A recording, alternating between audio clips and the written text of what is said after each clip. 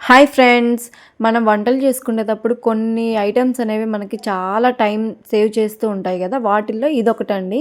ఇదేంటంటే మన పాయసం అలా స్వీట్స్ చేసుకునేటప్పుడు జీడిపప్పు, బాదం పప్పు ముక్కలు వేస్తుంటాం కదా!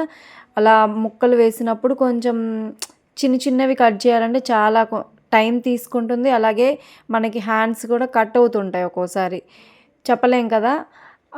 అదే ఈ ప్రోడక్ట్‌ని గాని మనం యూజ్ చేశామంటే చాలా అంటే చాలా ఈజీగా, చాలా టైం కూడా స్పీడ్‌గా చేసేస్తామనమాట. అంత బావుంటుందిది.